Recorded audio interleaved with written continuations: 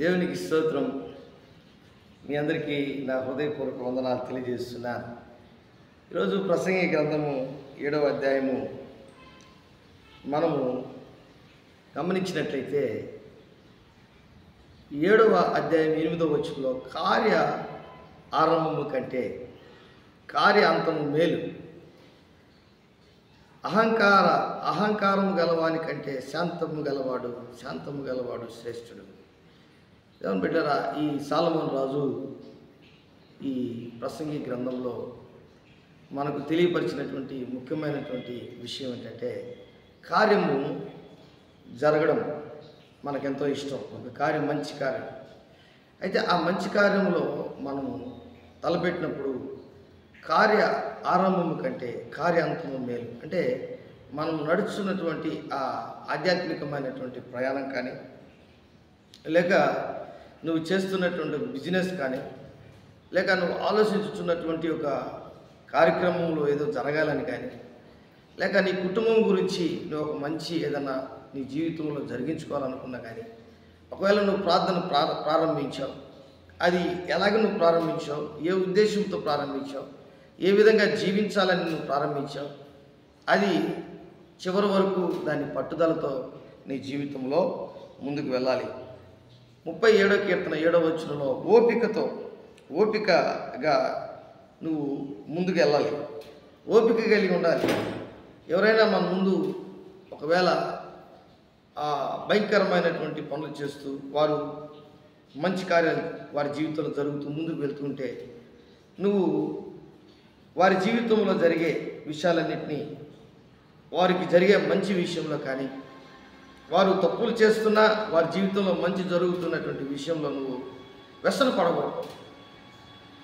నీవు కార్యము జరగాలని, నీ జీవితంలో కార్యము జరిగించుకోవాలని దేవుని దగ్గర నువ్వు మొరపెట్టే విధానం మానకూడదు. అందుకే 37వ కీర్తన దావీదు అంటాడు, యెహోవా ఎదుట మౌనముగా నుండి ఆయన కొరకు కనిపెట్టుకును, తన మార్గమున వరిదిల్లు వాణ్ణి చూచి వ్యసన పడుకుము, దురాలోచనలు నెరవేర్చుకుని వాణ్ణి చూచి వ్యసన పడుకుము. బాధపడొద్దు, వ్యసన పడొద్దు, దిగులు పడొద్దు. కాబట్టి 1వ వచనంలో కూడా చెడ్డవారిని చూచి నువ్వు వ్యసన పడుకుము, దుష్కార్యములు చేయవారిని చూచి మత్సర పడుకుము.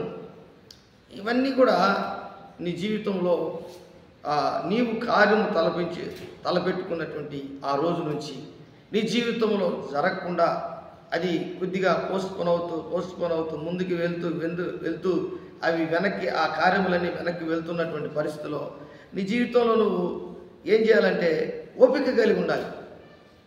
కార్య ఆరంభము కంటే కార్య అంతం మేలు. అంటే అంతము వరకు బైబిల్ కూడా చెప్తుంది, అంతం వరకు నువ్వు నమ్మకంగా ఉండాలి, అంతం వరకు విశ్వాసంగా ఉండాలి, అంతం వరకు జాగ్రత్తగా ఉండాలి, అంతం వరకు నువ్వు కనిపెట్టి ప్రార్థన చేయాలి.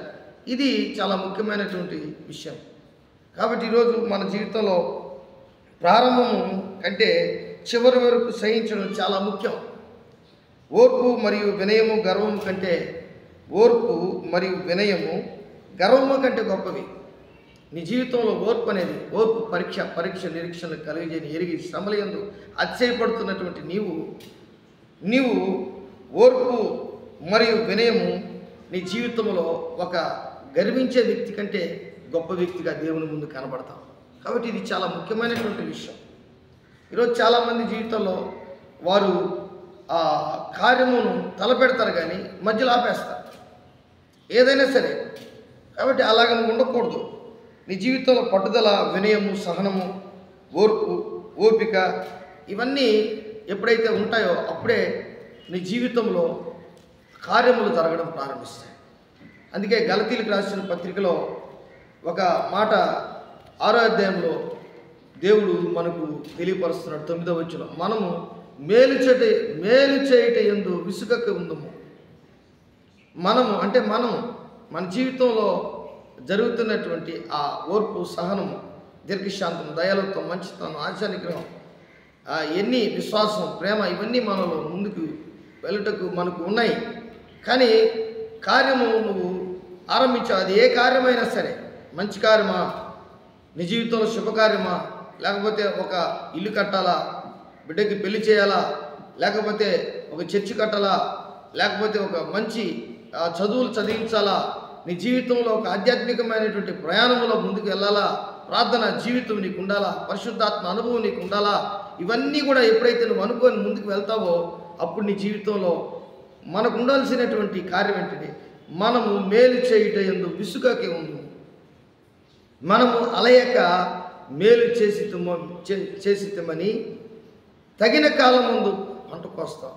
తగిన కాలం నువ్వు ఎప్పుడైతే నువ్వు అలయక నీ జీవితంలో విసుగక నీ జీవితంలో మేలు చేస్తావో అప్పుడు నీ జీవితంలో ఏం జరుగుతుందంటే తగిన కాలం ముందు దేవుడు నీకు ఆ ఆశీర్వాదాన్ని దేవుడు నీ దగ్గరికి తీసుకొస్తాడు.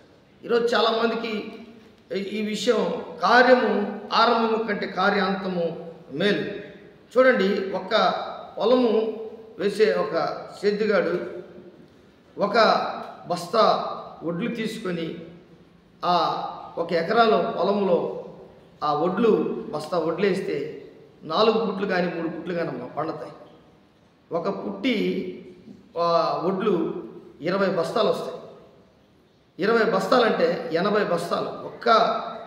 ఒక్క బస్తా నువ్వు వేస్తే ఒక పొలంలో నీవు ఆ బస్తా వడ్లు నువ్వు హార్వెస్టింగ్ చేస్తే నీవు కోతకాలం వచ్చే ఆ సమయానికి 3 నెలలు 4 నెలలు 3.5 నెలల్లో నువ్వు సేద్యపరిచి ఆ భూమిని దున్ని నీరు కట్టి దాన్ని మెత్తగా చేసి ఆ విత్తనములు వేసి నారు పోసి ఎన్ని చేస్తావో అవన్నిటికీ నీరు కట్టి వాటికి ఎరువేసి మంచి మందులతో నువ్వు మందులేసి వాటికి పురుగు పట్టకుండా జాగ్రత్తగా నువ్వు ఎన్ని కంచెలు వేసి కాపాడుతావు.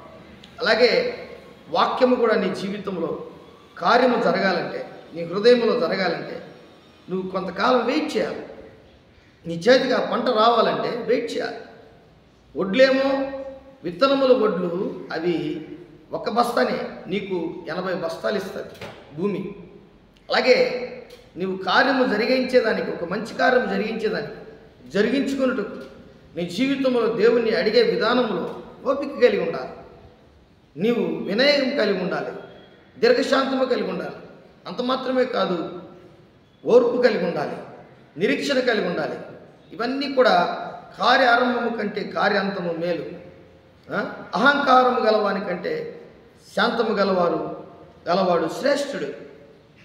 కొంతమంది చూడండి, ఒక టమాటా మనం చూస్తాం, టమాటోస్ అవి ఎక్కువగా పండినప్పుడు వాళ్ళకి ఆ ధర వారికి బాగా మార్కెట్లో సేల్ కానప్పుడు, ఆ ధర పలకనప్పుడు ఏం జరుగుతుందంటే వారు ఆ రోడ్డు మీద ఆ టమాటోస్ అన్నీ కూడా వేస్తారు. అవి ఎంత కష్టంతో కూడినటువంటి పని, వ్యయ ప్రయాసాలతో కూడినటువంటి పని. వారి జీవితంలో వారు చేసినటువంటి ప్రయాసం అంతా వ్యర్థముగా ఆ జంతువులకి, పక్షులకి, వాటికి ఆ రోడ్లో దొర్లిస్తారు. అంటే ఒక టీవీ ఛానల్ ముందు ఒక వీడియో తీసి. ఎందుకంటే దేవుని బిడ్డలారా, నీవు తగిన కాలంలో ఫలము, అందుకే చెప్తున్నాడు గలతీలకు రాసిన పత్రిక 6వ అధ్యాయము 9వ వచనంలో, మనము అలయక మేలు చేసేమో తగిన కాలం ముందు పంట కోత. అంటే ఏ రోజు నీకు దేవుడు ఇవ్వాలో ఆ రోజు ఖచ్చితంగా ఇస్తాడు. కాబట్టి ఇవన్నీ కూడా జాగ్రత్తగా, కార్య ఆరంభము కంటే కార్యాంతము మేలు. కాబట్టి అంతం వరకు నువ్వు నమ్మకంగా ఉంటే ఖచ్చితంగా దేవుడు నిన్ను ఆశీర్వదిస్తాడు, దీవిస్తాడు, గొప్ప కార్యాలు నీ జీవితంలో చేస్తాడు. అది ఏ కార్యమైనా సరే ప్రభు పాదాల దగ్గరికి వచ్చి ప్రభు యొక్క ఆత్మీయమైనటువంటి బిడ్డగా ప్రభు దగ్గర కనబడు. అప్పుడు ఖచ్చితంగా నీ జీవితంలో అద్భుతాలు, ఆశ్చర్య కార్యాలు దేవుడు చేయడం ప్రారంభిస్తాడు. నీ మనసు దేవునికి ఇష్టమైన రీతిలో ఉంచుకో. నువ్వు ఆధ్యాత్మికమైనటువంటి హృదయాన్ని కలిగి ఉండు, పరిశుద్ధమైనటువంటి జీవితం కలిగి ఉండు. నీ మనస్సు, నీ ఆలోచన, నీ మాటలు అన్నీ కూడా నువ్వు ఒక ప్రభువుకి ఇష్టమైన రీతిలో నీ జీవితాన్ని మలుచుకో. అప్పుడే దేవుడు కార్య ఆరంభము కంటే కార్య అంతము మేలైనట్లుగా నీ జీవితాన్ని చేస్తాడు. సొలొమోను ఇవన్నీ అనుభవించాడు కాబట్టి దేవుడు ఈ విధంగా ఆయన దగ్గర రాయించాడు. దేవుడి వాక్యాన్ని దీవించి ఆస్వాదించును గాక. ఆమేన్. ప్రేమ నమ్మకం కలిగినటువంటి నా యేసయ్య, కూడి వచ్చినటువంటి బిడ్డలందరినీ మీరు దీవించి ఆస్వాదించి, కార్య ఆరంభము కంటే కార్యము అంతము మేలని దేవుని వాక్యం సెలవిస్తుంది. అలాగా మేము ఆరంభిస్తున్నాము కానీ అంతవరకు నమ్మకంగా ఉండలేకపోతున్నాం, ఓపిక కలిగి ఉండలేకపోతున్నాం. నిరుత్సాహం, నిస్పృహ, వేదన, దుఃఖం అన్నీ కూడా మా జీవితంలో కలుగుతున్నాయి. ప్రభువా, ఈ దినమందు నువ్వు మాతో మాట్లాడిన విధానం బట్టి నీకు వేలాది వేల స్తోత్రములు చెల్లిస్తూ నజరేయుడైన యేసు నామములో అడిగి వేడుకుంటున్నాను తండ్రి. ఆమేన్.